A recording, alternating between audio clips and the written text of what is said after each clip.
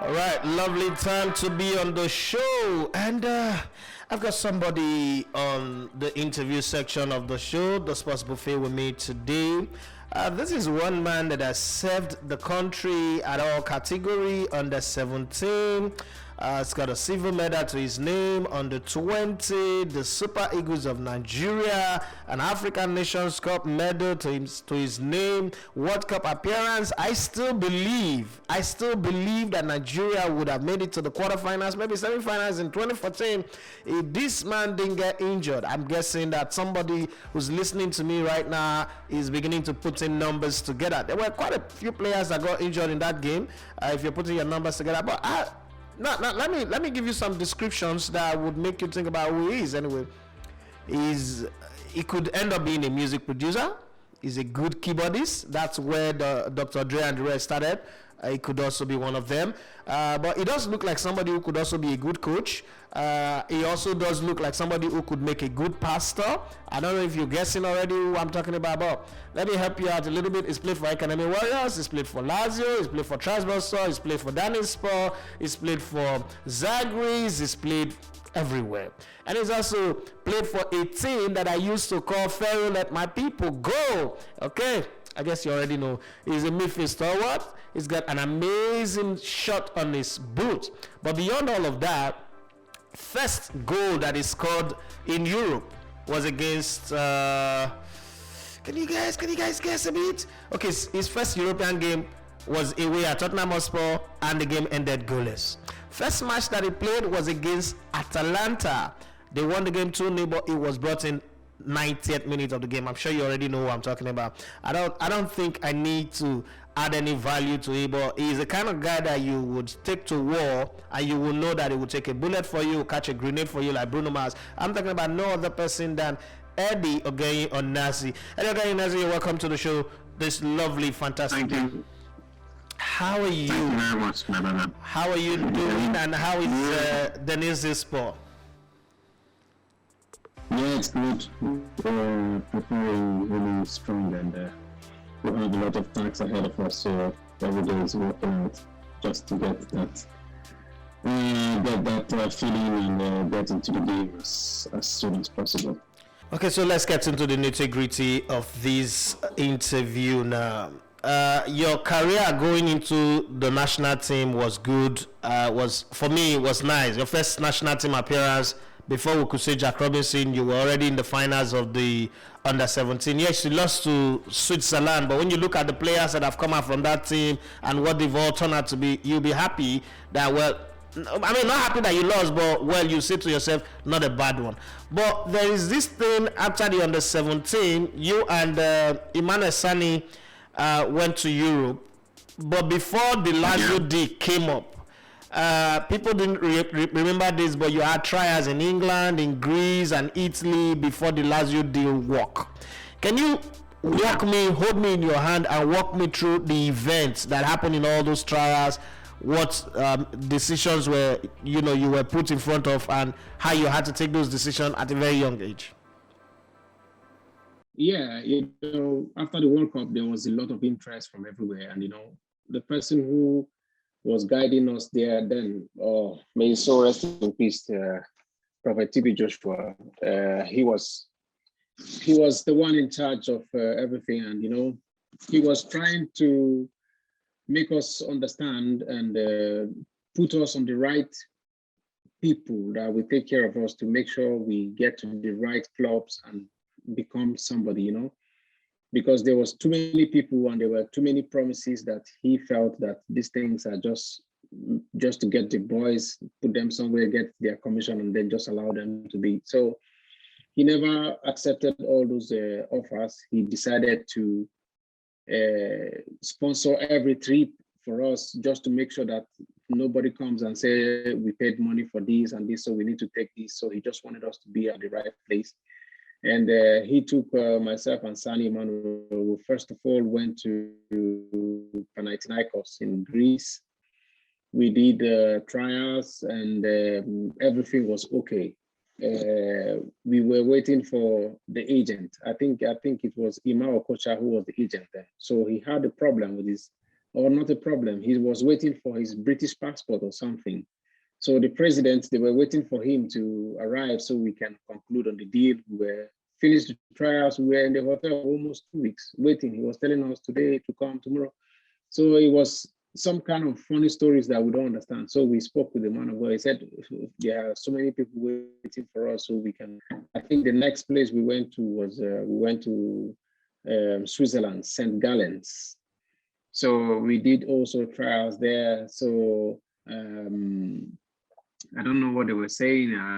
They said we will need to sign and then we need to go for a loan somewhere because of the permit and all that.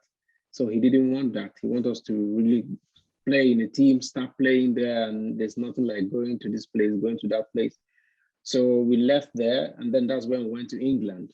Went to Chelsea first of all, did the trials there too, and they accepted us, to the both of us, and they said, of course, we know we're underage. We cannot get the working permits. We have to still go out, maybe to Norway, Denmark, somewhere to play. And then when you're 18, then you can come back to. And so he said, no, he doesn't want this. You know, he wants us to start playing.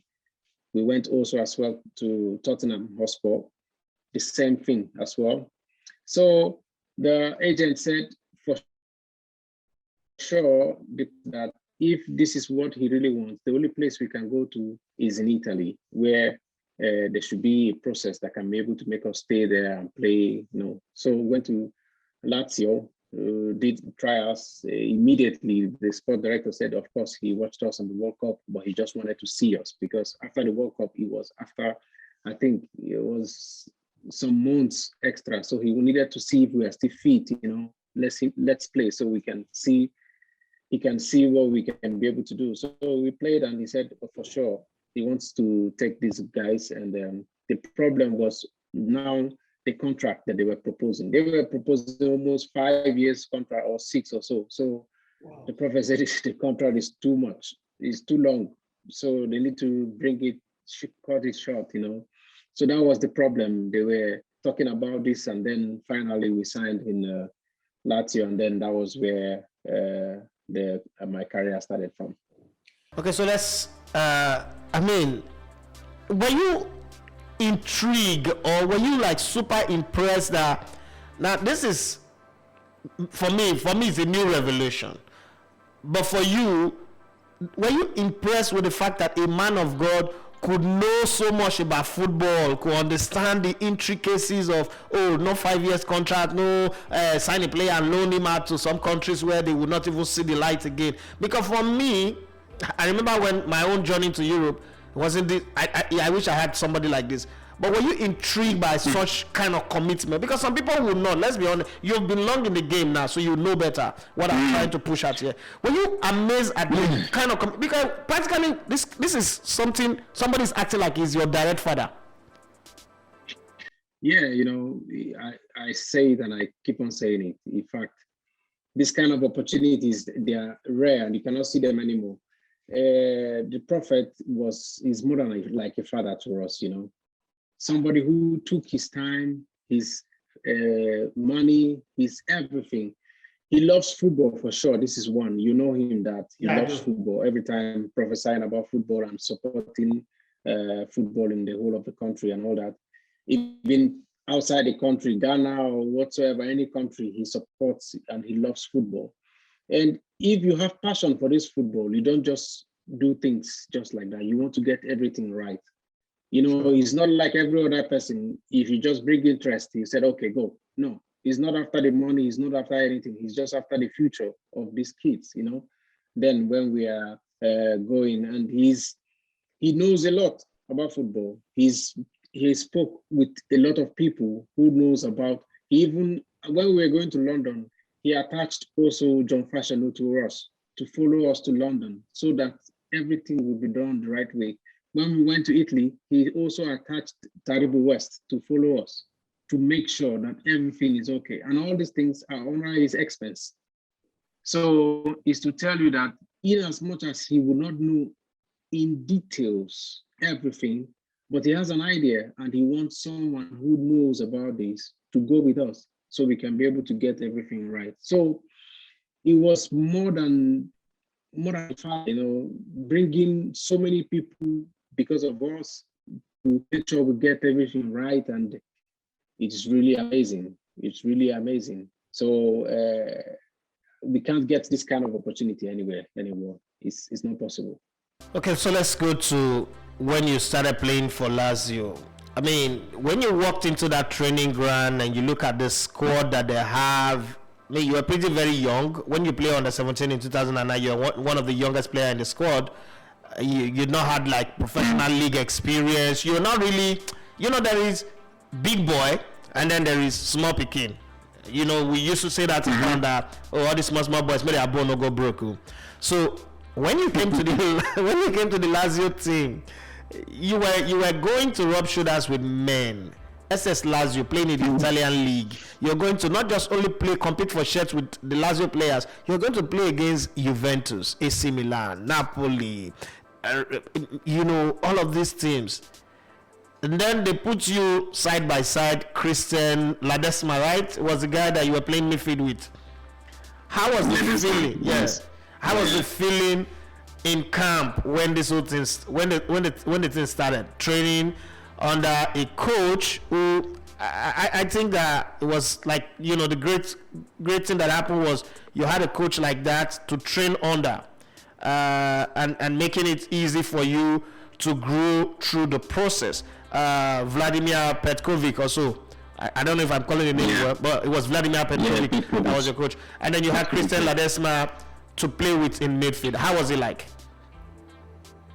Well, first of all, when I got to Italy, it was not easy, Getting to communicate Italian language was difficult. They actually sent a language teacher to put us through, but, it is not easy, try to learn from everyday discussions, And as you all know, Italian football is all about tactics.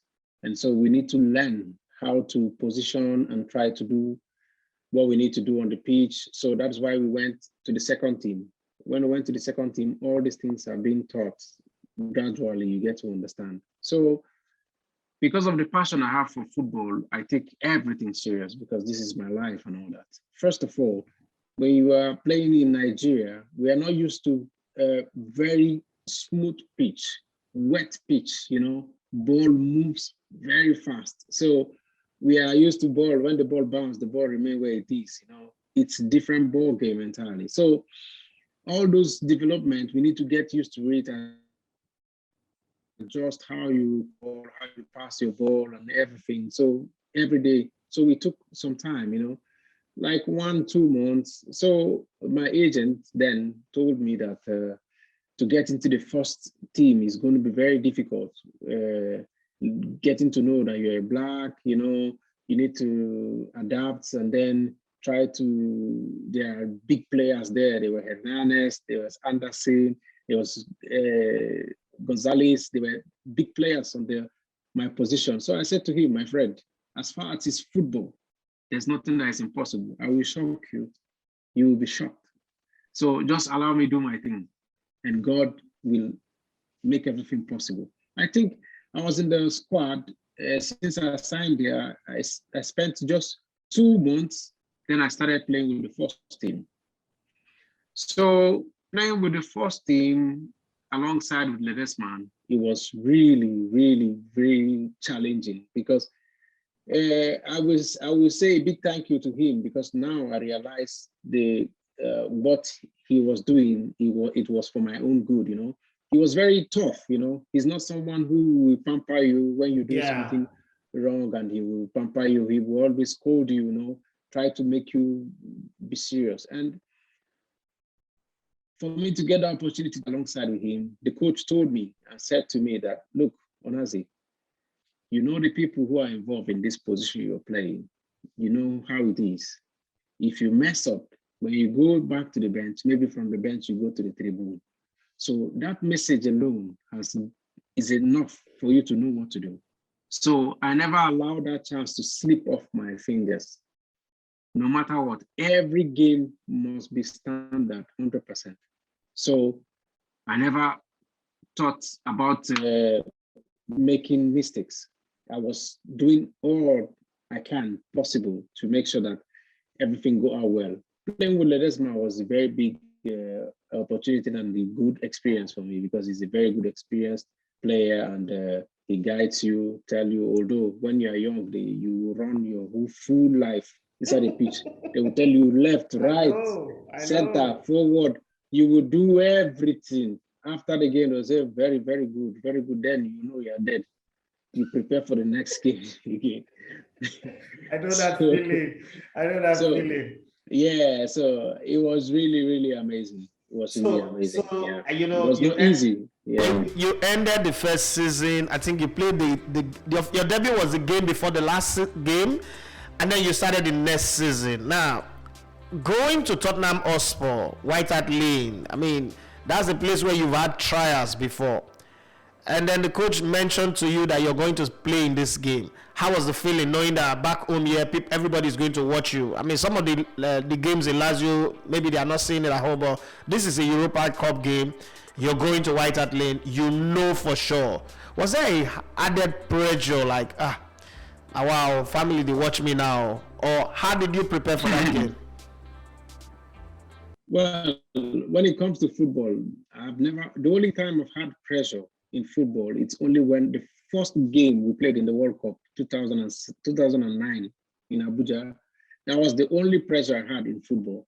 And the pressure was so much because it was the first time to play in your country, representing your country. The whole Abuja was in the stadium, was packed full, music left and right. You were just thinking, if we lose this match or I didn't play well, what's going to happen to my family? What's going to happen to myself? What's going to happen to my career? So all these thoughts were on my head at that first game. But after the first game, I just told myself, man, you need to just commit everything to the hands of God, go into the pitch and do what you do best, because this is what you are born to do. So from that day onwards, I never had any challenges playing. If you like, the stadium should be 50 million. It's not my problem. I will do what I need to do. Sometimes when we go to play games outside the home, it's even giving me more confidence because it makes me to give the opponent difficult moments to turn their fans against them for us. So for me, this is very good for me. And that game against Tottenham Hotspur, I was not supposed to start the game initially. It was supposed to be Antonio Candreva. He was supposed to play the game. But then, I think 1 hour or 2 hours before the game, he caught cold because it was very cold. He caught cold. He said he can't play. So the coach told me, you need to get ready. You were supposed to come in into the second half, but get ready to start the game. Are you ready? I said, yes, of course. And I did my best. And fortunately enough, that was the game Keshi watched me coincidentally and invited me in the national team. Wow. So fast forward to 7th of March 2013, because James Ingram, it was that sang the song First Cut is the Deepest. I know you're a music person, so don't judge my voice. I don't play to key, but I know my wing on the right side of football and I know my job on the microphone. So 7th of March 2013, you have not scored a goal in the league. You're still playing. You were still, like my friend would say, you were playing Jama. You were running everywhere because the thing about us was, you know, we do sports. I was still in Brilla then. Any Nigerian playing anywhere, especially leagues that you can watch, you either watch it live or you go online and go and watch the clips or find a way. I'm like, man, this Onazi, need the tire, and a dog had to get. You were running everywhere. And you know, the funny thing is, very small. How can somebody be this small and be this same restless? But then against Stuttgart, 7th of March 2013, you scored that goal for Lazio. That was your first goal in the last 16 of the Europa League match. How did you feel scoring that goal? I mean, your first Lazio goal. Well, you know, Italian football, it's always structured.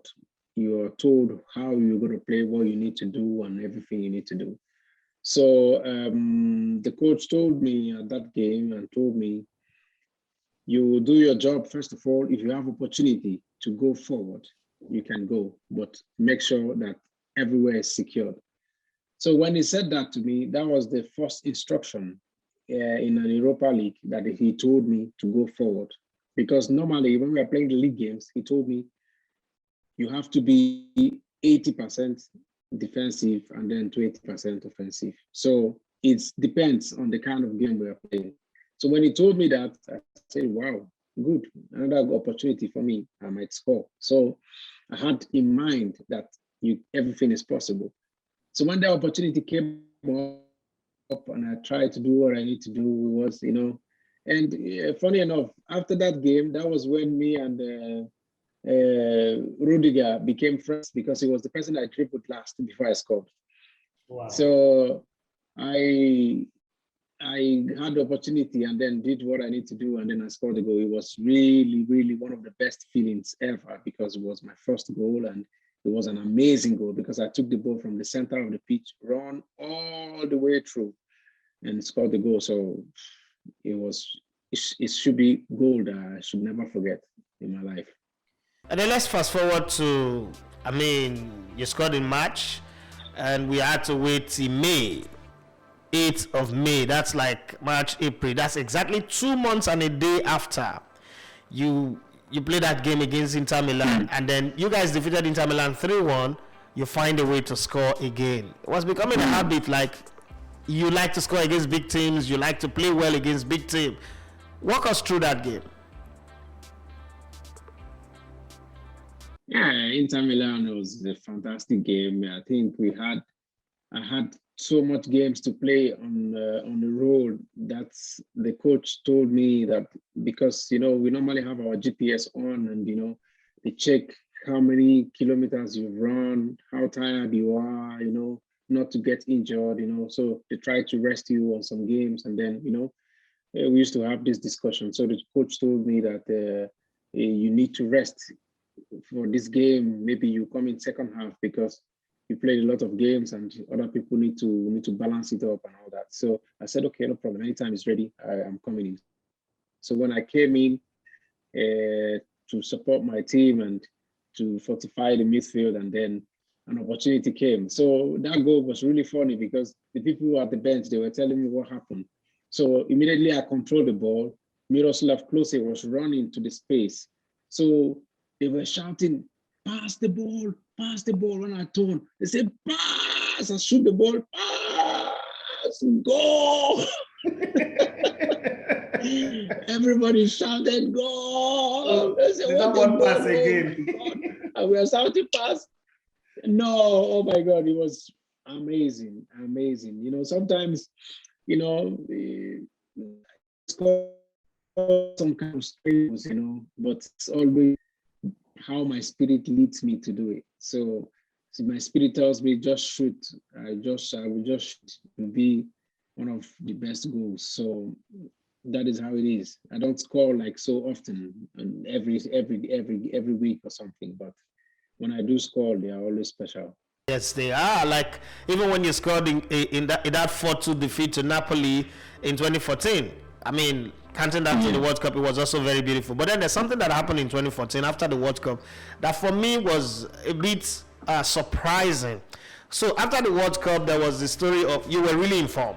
Yeah, you were top form, you were hitting the notes very high. And there was the controversy, the talk everywhere.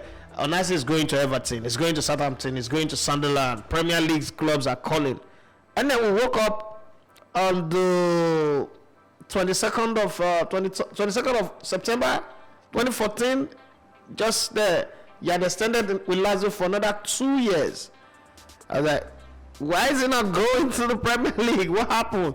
Some people said that the Ultras at Lazio actually came to threaten you. Some other people said that the Ultras came to beg you, that they don't want you to leave the city, that you were the mayor of the city.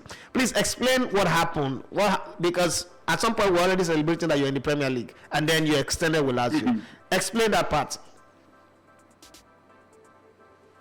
Obviously, the Ultra, the fans, for sure, the love was so much that You can't even go walk on the street of Rome. Everybody will see you, they'll say, but why do you want to leave us? We are family. We need to win the league. These are your family. You want to leave us? We follow you. Come on. And then you get some that will tell you, if you leave this city, we will scatter you. We will scatter your cars, scatter your house. Some people will say that. But majority of the people, they always tell you that, come on. You started from the second team, Primavera.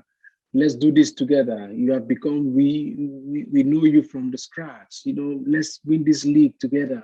Win Roma for us. We love you. Come on. Anything you want, just tell me. We will do it for you. So those are their own thoughts. And of course, when it comes to transfer issues, if the clubs don't come in agreement, there's nothing that's going to happen.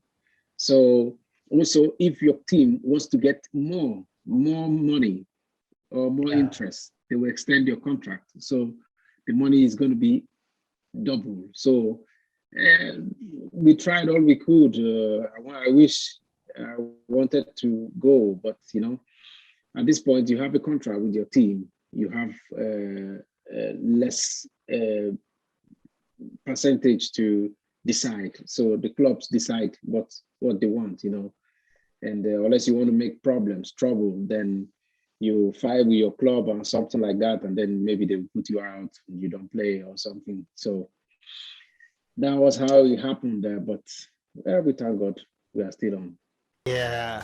So before we move to what happened in 2016 when you moved to Trabzonspor for 3.5 million euros, let's talk about when you sign for a club, there are two things they tell you as a player: win the league for us, or look at this opposition. Like if you sign for Arsenal, the first thing you are told is you must beat Tottenham Hotspur home and away. If you sign for Liverpool, you say you must not lose to Everton. Lose to everybody, but Everton and most likely Man United. And if you sign for Man United, they tell you, let Man City win the title, but we must do the double over them. What did they tell you, the coaches, the management, and the fans about AS Roma? They said, we have to know who are the owners of Rome. So it's just as you said, you can lose any other match, but the match against Rome there's no excuse. In fact, when we have a derby game, 1 week before the game, the fans are coming consistently. They are full capacity on the training ground. So you will know that there's already problem in front. Your orientation is already changed. You're already winning the match from 1 week ago. So to tell you how serious it is, when it's getting to 3 days before the game, they take us out of the city to go and concentrate for the game so that we can be able to win that game. And I was opportune and privileged to play the cup final and derby against Roma to win them the Copa Italian. It was a game that I can never forget in the rest of my life. That this game, it was a do or die affair. Like, if you lose the derby game, even little children of the opposite team, they don't go to school because of how bad that's how bad it is. Because they will humiliate you in school, even to some offices. Some don't even go to work. That is how bad it is in Rome. So it was always a very, very intense game. And at that age, for me to play on that game, it was really... Let's put a little focus on that Copa Italian game, because I was coming to that game. I was building up to the game. Now that you let the cat out of the bag, let's open the whole bag and bring the cats, the lion, the dogs, and even the whale and the shark. You prepared for this game. I mean, you're playing against some of those. They call them the Roman army. I mean, Totti is there. All of these guys were there.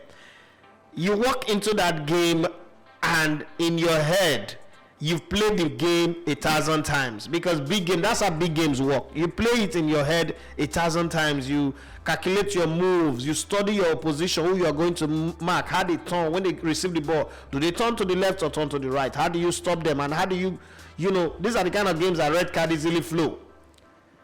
But then you just kind of like, because I saw that game and I said to myself, why is Onazi playing like he's the elder brother of everybody in this field? Like, what's the thing about you having this heart? You have this attitude that if I'm your opposition, I'll be very angry with you. There's this annoying attitude because coming towards you, it's a small boy, don't worry, I will handle him. But then, God, walk me through the game because I really can't explain that. Well, when it comes to big games like that, I told you I'm always calm and relaxed and try to do my things, So the feelings that you get that you can humiliate this young boy and all that is what the surprise that you're going to get. Because when you come, I'll take the ball. When you come to take the ball from me, I will get past you.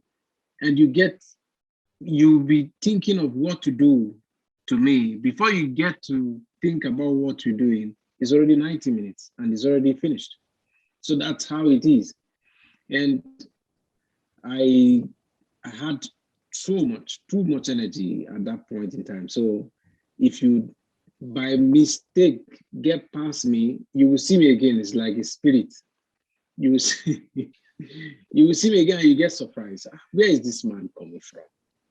There was a time, I think there was a lot of pictures on the internet where I felt Totti on the ground and he was on the ground and he was talking to me. He said, but what kind of ball are you playing? I said, my friend, with due respect, Totti, please stand up and let's play, man.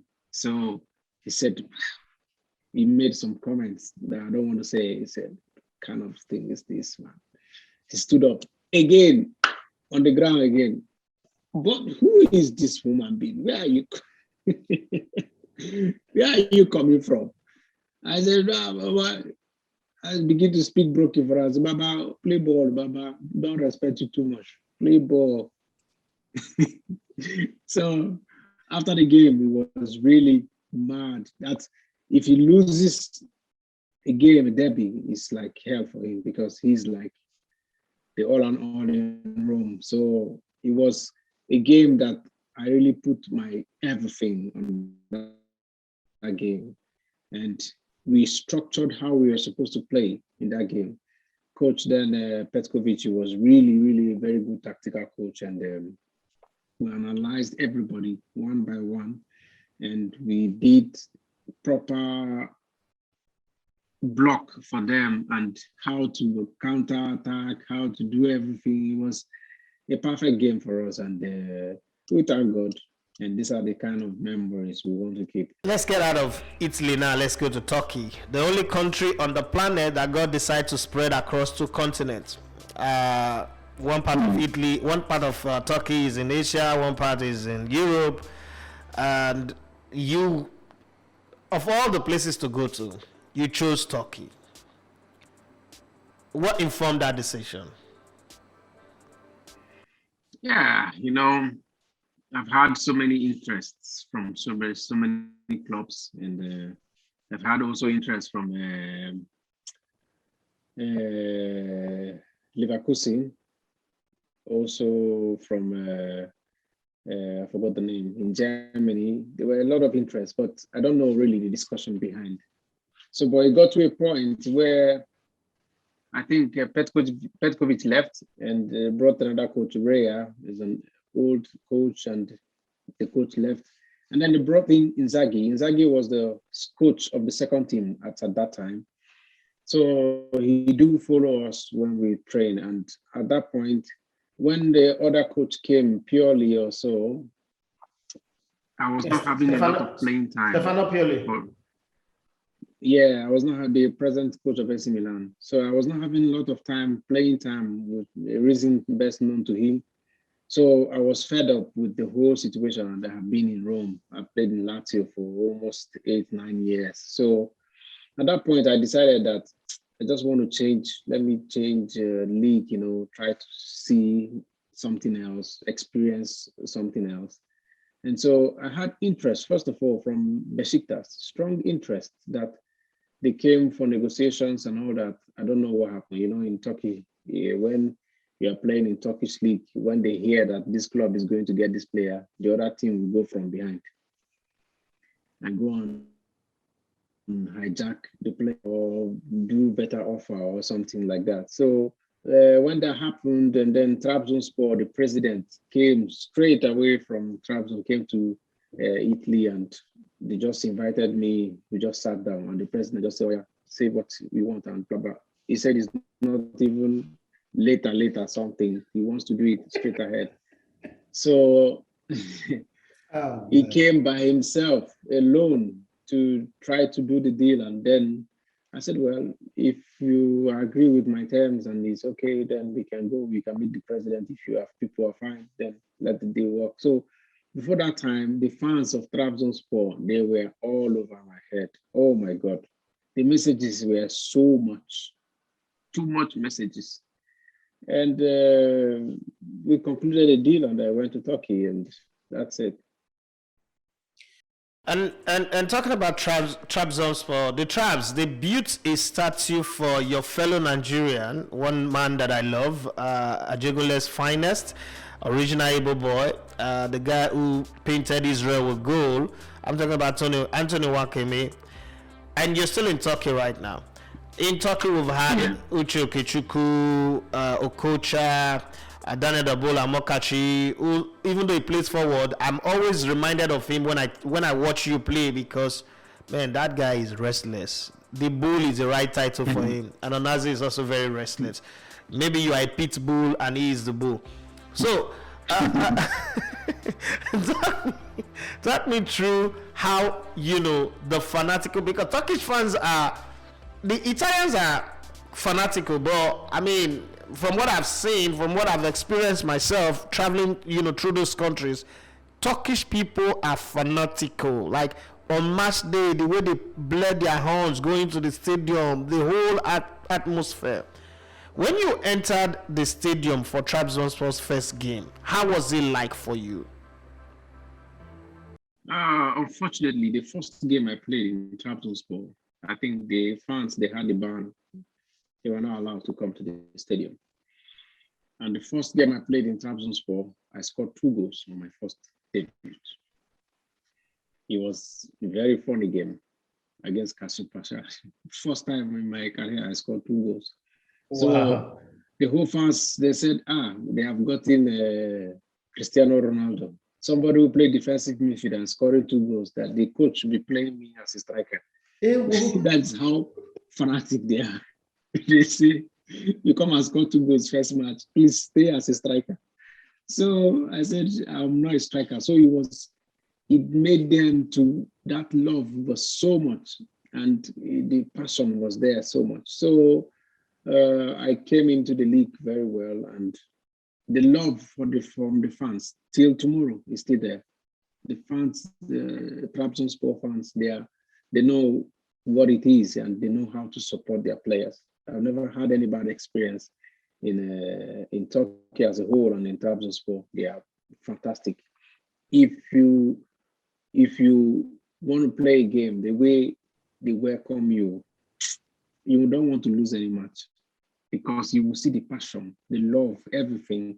They will sing a song with your name like this. You will think about it. You will not lose that goal. You must score. And so that is why my brother Tony Wakeme is just scoring anyhow, because they do the things the right way for him. And I'm really happy that they have that love to make that statue for him. He deserves it. He's done well. His transfer to Trabzonspor, I ignite the transfer, because the president, to some point, he didn't want to make the transfer. So he called me into the meeting where they were having. I was there in his manager and all that. So the president told me, Onazi, do you think it's worth me paying this money for this guy? I said, believe me, if you take this guy, you're going to say thank you to me later. President said, really? I will hold you by your words. I said, yes, hold me by my words. If you take this guy, you're going to thank me later. After 6 months or 1 month, almost 6 or 1 year, they double his aim and more contract. The president said, "Wow, you know what you are doing, Onazi." So even when Mikel was coming, he called me and said, "Look, I want to bring Mikel. What do you think?" and all that. So I said, "Of course, this is my skipper in the national team.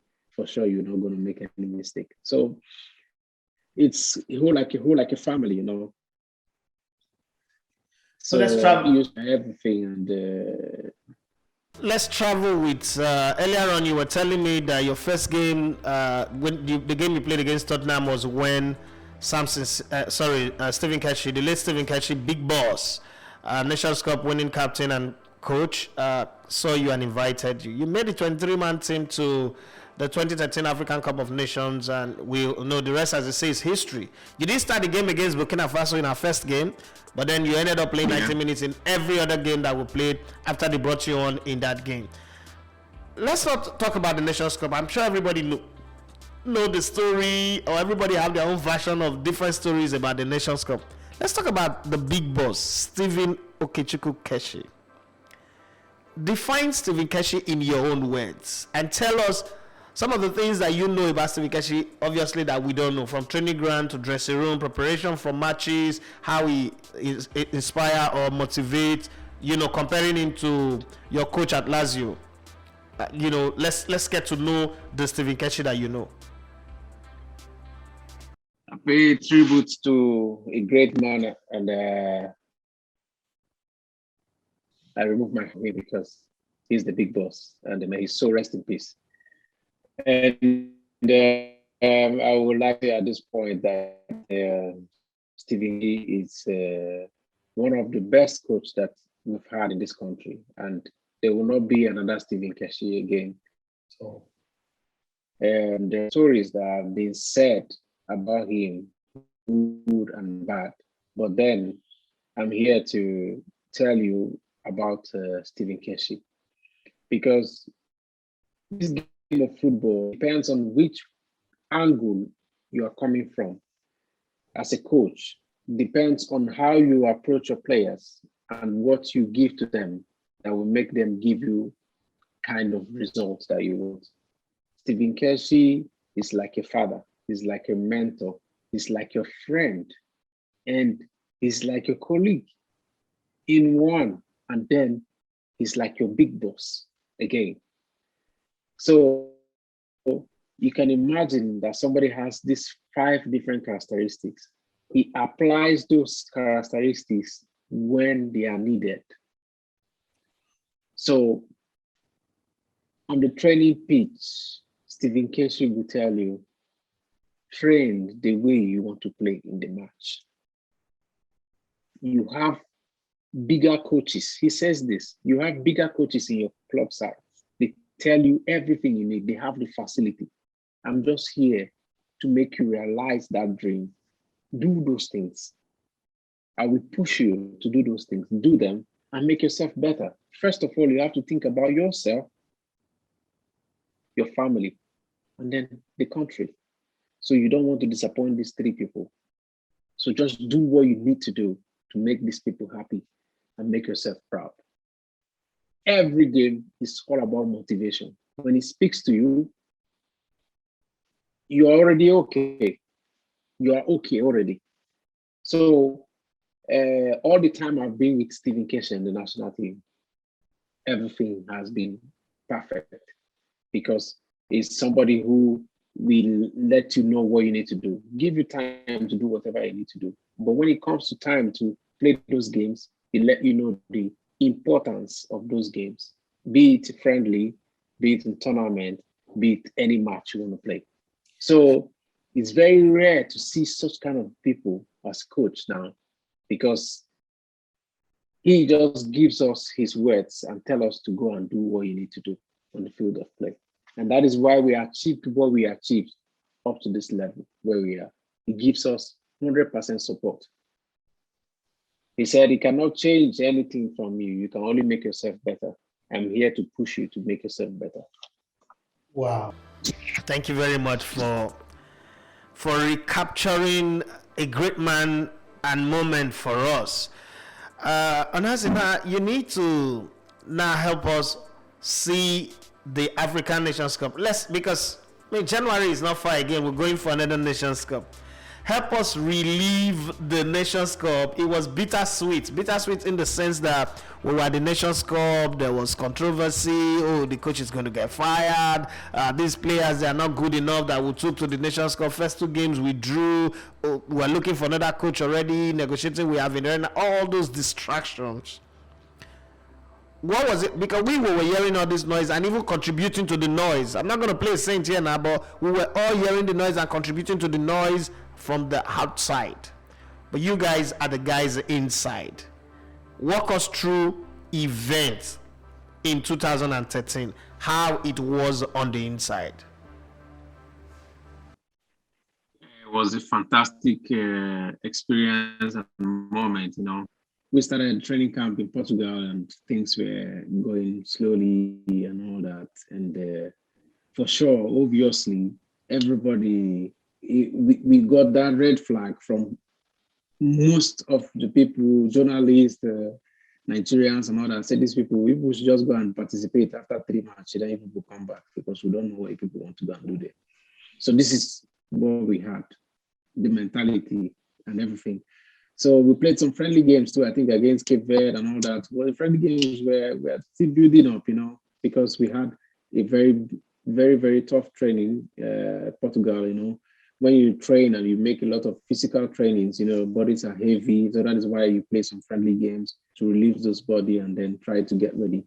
So the response from outside is not positive, but then that is why I said Stephen Keshi is a motivator. He said, listen, these people that are saying all these things, they're just outside. All of us that are inside like this, we should be concerned about ourselves. Someone who loses is like a widow. But success has played difference. So there will be a time that the success is ringing bell. Those split difference will come. I will remind you guys that you should not be carried away. Keep to your cycle. This is what is set to us. So we were moving, and then the first game we played the draw. Second game we played draw. Nigerians everywhere. What we are seeing is na draw soup. Now these boys then go eat draw soup. So I almost lost my... Let me tell you one side of that story. Before the Nations Cup, I had interviewed Stephen Keshi and I asked him, I say, Coach, what are you giving us? And you work with him. And Stephen Keshi say, this was his response to me. I was doing a pidgin English show. I said, Coach, what do you will promise us for this Nations Cup? And Stephen Keshi said this thing to me straight up. He said, listen, my brother, wait I never give Nigeria. Wait I won't give them again what I never give them before. Now until I cut my liver, my kidney give you shop before you know so I give you something. Don't worry, when they go to Nations Cup, when the results come, you go know. So I went on air and I said Nigerians, I'm promising you that Nigeria will win the Nations Cup. If we don't win, I will resign my job. Now this was where it got worse. You guys played the friendly game against Cape Verde. It was 0-0 draw. Then you played the first game against Burkina Faso, it was a draw. Second game against Ethiopia, if I'm not mistaken, it was is it Zambia? No, it's not. Zambia was the second game, a draw. And then Ethiopia was the game that Victor Moses scored those 2 penalties. Now let me tell you how bad it was. Yes. Ex-international who had played for Nigeria, who understand what it means to be in the Nations Cup, called my former boss and told him to sack me, that Stephen Keshi had given me money, that I'm using his radio station to promote failure and mediocrity, that they don't know the radio station for that kind of thing, that we have lost objectivity. And then I was called to a meeting and I was told that I should stop this thing that I'm doing. Whatever they gave me, I should take it easy. The team is losing, the team is playing badly, and I'm telling Nigerians that they are going to win the Nations Cup. What have I become? And I just, on that point you have to hold back. I said, okay. But it seems to me like we're going to... They say, on what basis? I said, well, 2012, the rest of Africa played in the Nations Cup. Nigeria didn't participate. Nigeria is the freshest team. And because Nigerian players saw the celebration in 2012, it's still fresh in their head. They are the most hungry team. But then nobody agreed with me. And then we went on to win it. Obviously, I lost my voice. But let's come to that game against Cote d'Ivoire. The reason for that is When we won the Nations Cup in '94, we played against Cote d'Ivoire. When we came for this Nations Cup in 2013 again, Cote d'Ivoire had all the best players. Let's be honest. I know you told me earlier on that you are never afraid of anything. Let's be honest. When you saw those players come out to warm up and they were giving you guys attitude, they were not even taking the warm up serious. They were looking at you guys like, this one today, now they go. And then with all the crisis happening from outside, how were you guys able to pick yourself up, motivate yourself, play against Cote d'Ivoire the way you guys did, and go on to play against Mali, and then eventually winning it? Funny enough, before the game against Cote d'Ivoire, we had a very big fight in the team, you know. So there was some misunderstanding between some players. I don't want to mention the names, and the coaches were watching. It was a big conflict, and then afterwards, Keshi Big Boss came inside. He said, I like the environment, how it is. It's on fire. But do you know what? Where I'll be mad with all of you is when you don't channel this energy inside this game. This is the most important game. And you guys are quarreling here while people outside are praying for you guys to lose, and you want to make them right. Channel this energy and go and win this game. You'll see that everybody will turn to you and ask you, what do you want? And he left. So when we left, we went to the stadium. Then the captain, Yobo, came and spoke to the team. Come on, guys. We know we had some this thing, but my friend, what coach has said is the best thing he has ever heard. Let's channel this energy. Nigeria is on fire right now. Everybody's just waiting for us at the airport. But let's shock the whole country and tell them that we are in for this. And when we got into the field, to be honest, the percentage was so high. You know, Ivory Coast, we just scatter us. Didier Drogba, Yaya Toure, Kolo Toure, Solomon Kalou, Tiote, name them. All of them were there. I was just looking and I say, wow, where do we want to pass here? Now, right, I've been at left, I've been at middle, I've been at back, I've been at front. Where road today? Nothing God, nothing do. All die and I die. No die here. My brother, all die and I die. All die and I die. Oh. When I saw Kenneth Omero, Kenneth say, Onazi, kick anything. I said, license to kill. I said, oh, we die here. We die here. Yeah, 2 times 3 of me. Where I want kick and go. Yeah, it don't be like David and Goliath. I say, that one another inspirational thing, no? David and Goliath. Hey, yes. Oh yeah. All right now. So I think they scored us first. Yes. Or so. Drogba played a free kick and then they scored us first. Well, did we score first? I can't even remember. So after we equalized 1-1, I said, something must happen now. Before Emenike shoot one free kick, we ball begin to dance. Magosa, goalkeeper do like this ball. Goal was he relieved us from everything, and then that's when we opened. It would have been even more than that, but that was when I started to have feeling that this cup, it can never pass us. So after that game, I just knew that no chance. Nobody can take this thing from us again. It's already ours. But Mali was pretty much a strong side. How did you guys, look at Mali and 4 goals, man? How? No, Mali, after that Ivory Coast game, that was the biggest contender of that trophy. After Ivory Coast, the fire in our body was too much. Everybody, even from goalkeeper, even the ones on the bench, their blood is hot. Anybody you see, if he had even that tournament will continue for another 2 years. They flock people, they go. Wow, that's so nice. But then after that, it was time to go to the Confederations Cup. Your name was on the list. You got that knee injury, and here you are. You're not going again to the Confederations Cup. How devastating was that for you?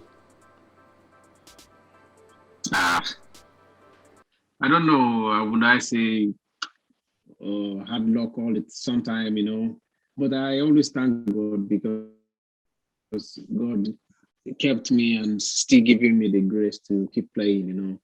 Injury has not been fair on my side, and it's just something that just comes. I don't know where it comes from. With training, I think we played a friendly game on artificial turf. I think that was my first time of playing on artificial turf. So I had some twist on my ankle and my knee. So it got to a point that my knee was shocking me. I said, no, this one it shouldn't go and get worse. So I said to the coach, he said, Onazi, are you serious that you cannot go? I said, no, because if I go, it might get even worse. Something bad might happen. The coach was really sad. Keshi was really sad. He said he wants me to really go. Even if I will not play, just go, maybe I could get better and play. I said, coach, it will not work like this. So let me just go and do treatments for this. Yeah. Let me go and do treatment. So he said, no problem. I wish you well. So it was really devastating for me, but then I thank God. If I'd gone, I don't know what would have happened. So this is the last football talk we're going to have before I bring in a few of the snippets that I have arranged. Yeah, the last one was the 2014 World Cup. Now, 2014 was fantastic. For me, it was my first time of going to the World Cup. World Cup I didn't make as a player. I was going there as a commentator, and I was very happy. Flying to Brazil, my country is there. You guys played well. Get to that. I want to focus on the France game, and the reason being that before the France game, there was plenty talk about money, not even football. Money, bonus. We had to charter a plane to carry the players' money to Brazil. And then there was this story. I don't know if it is true, but you need to confirm it or deny it for me. But please don't play politics with me here. There was this story that you guys were counting your money all night, the night before the game. So during the game, some of you were feeling sleepy. And I'm wondering how possible that is. How true is it? Is it true that you guys were counting money all through the night because the money was too much? We are not children now. Who is counting money? We're counting money all through the night. What kind of stories that one is so childish, It was of funny. Course you have money. Your money is there. Your money is there. So what are you counting for? The security in the World Cup is one of the best in the whole world. So what are you counting the money for? And if you watch the game, we played one of the best games ever in that France game. We played 0-0 in the first half. We had a lot of chances to win the game.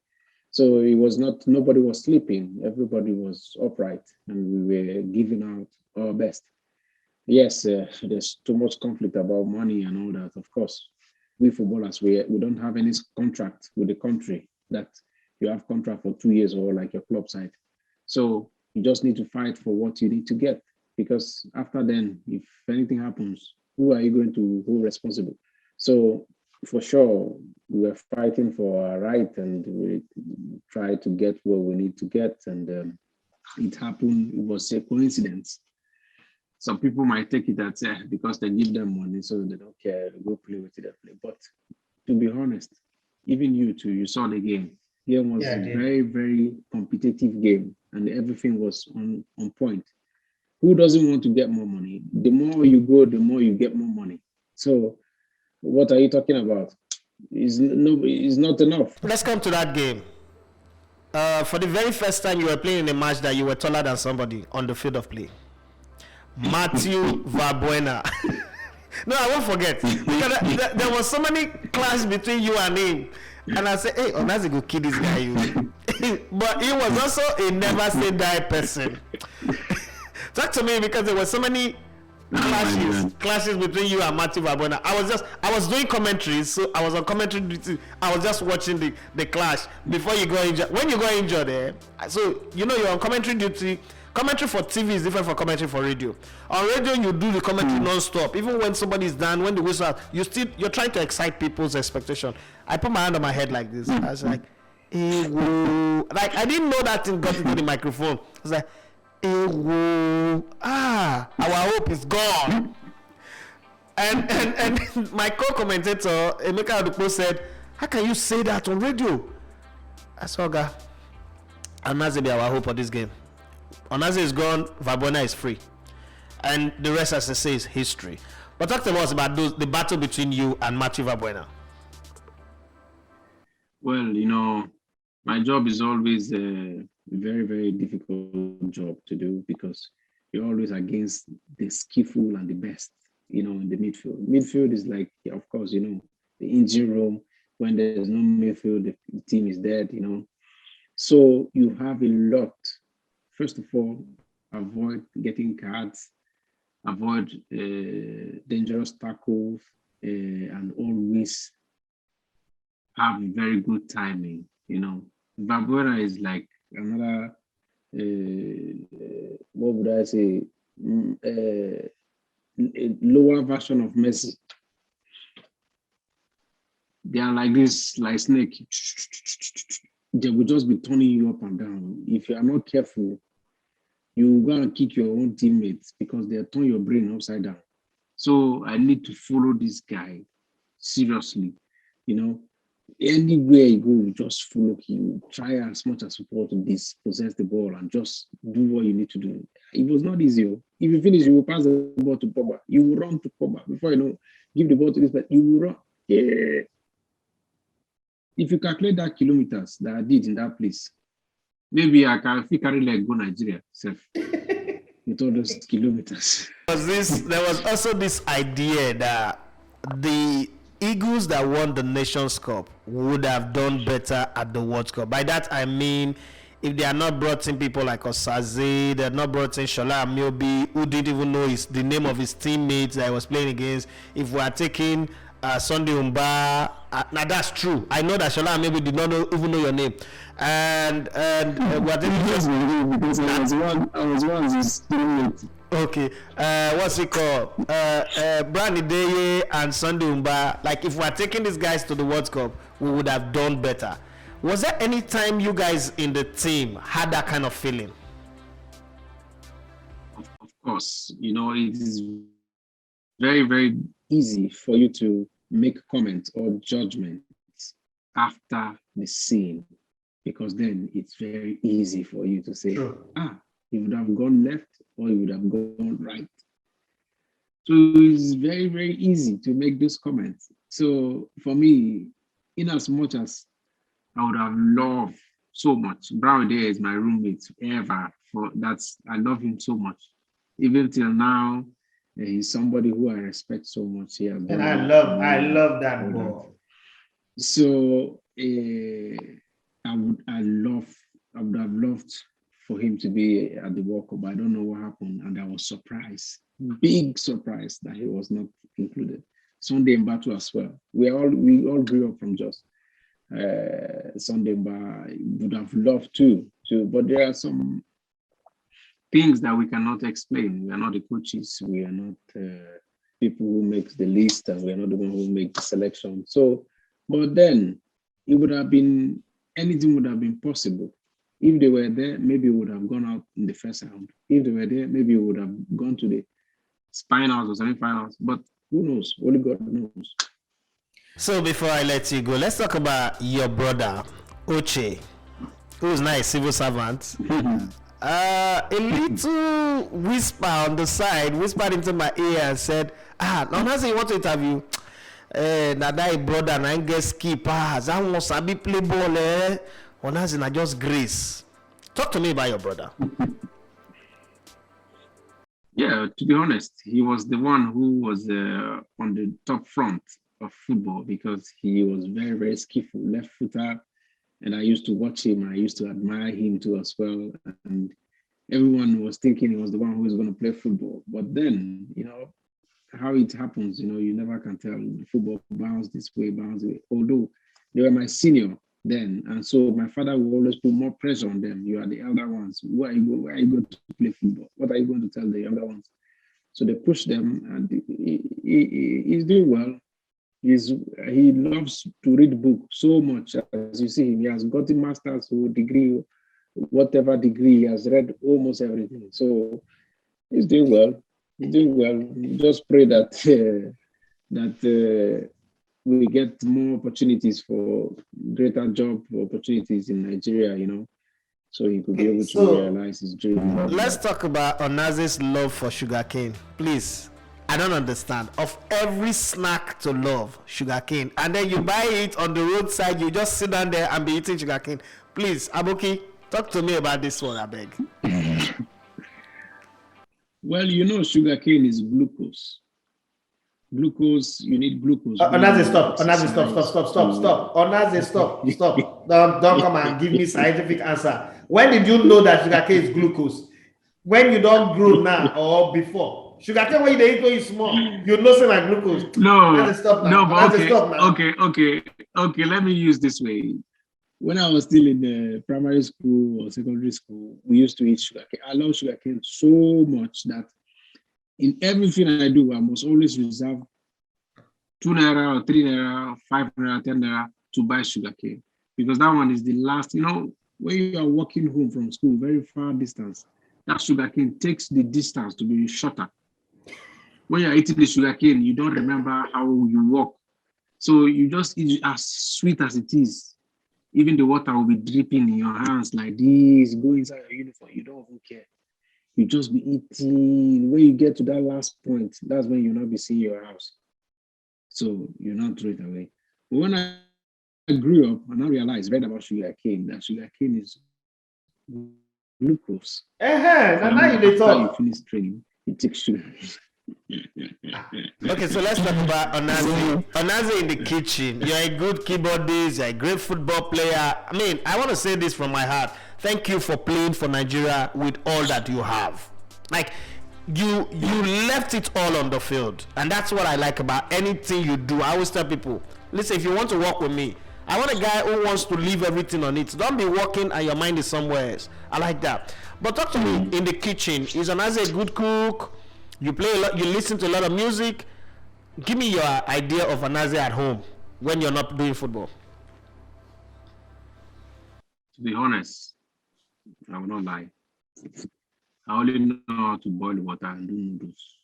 But you don't get girl for a house, so the boys are supposed to be good cook. Fortunately or unfortunately, I don't know which one to use. But the whole of my brothers, they are fantastic cookers. But when it got to my turn, I think maybe I carry light. I don't see what they do. So I'm not proud of that.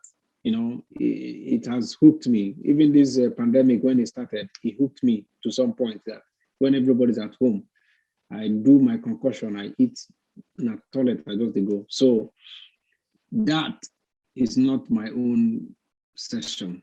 So I don't know how to cook. This is zero for me. Zero. I go call my brother Osh Baby to come teach you how to cook, because Osh Baby wants to leave comedy now and start to be cook. I will beg him to teach you how to cook. That said, that would be nice. I will beg him. See, Osh Baby, this is an open invitation for you to go coach Onazi how to cook. That said, finally, as we leave you, give us the best 11 players that you have played for all your career. And this, you cannot put yourself on this team.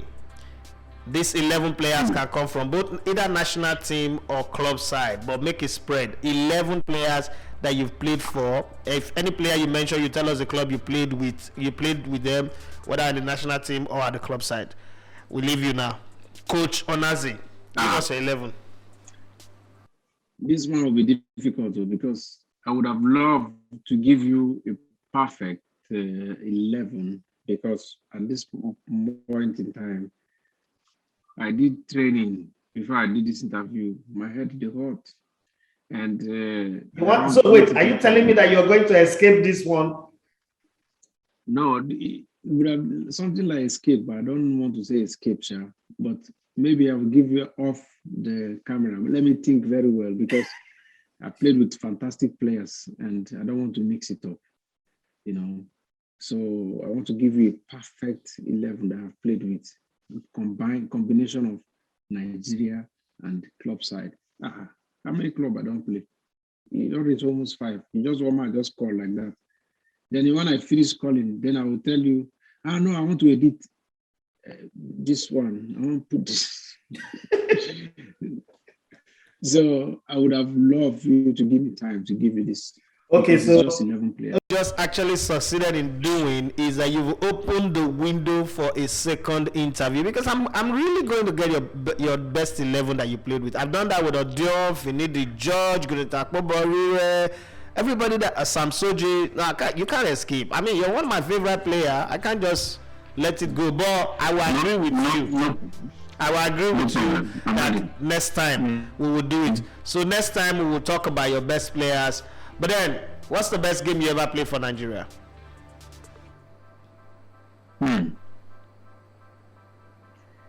Every game is really fantastic, you know. I will not miss out. It's impossible to say one of the best games, because my debut for Nigeria is very important for me. Winning the Nations Cup game is very important for me. Scoring for Nigeria is very important for me. And how do you want me to pick one now? Okay, don't pick one. Italian language, you are very fluent. How are you picking up with Arabic? Arabic? In Turkey. You don't speak Arabic, you speak Turkish here. Turkish. My Turkish is not fluent. I'm still getting, there's a lot of language on my head, and so you're speaking come and go in Turkey. But in Italy, you can sell anybody. Yeah, of course. Italian language is like my second language. All right, thank you very much, Onazi, for being on the show with us. It went from being a show to being a very good conversation, and it's what I love.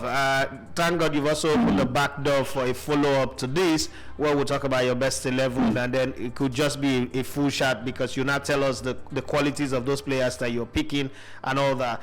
We want to wish you the very best. We look forward to working with you in any capacity as we go forward. Anything in the future, we hope that those doors are open and we would relate a lot more. My regards to your lovely and beautiful wife. I was privileged to be there. And your family, everybody. Send our regards to the other members of the Onazi family that we don't know. And once again, thank you for your service to the nation. You're welcome. Thank you very much. Cheers. All right, bye. You are listening to Elegbete TV Radio.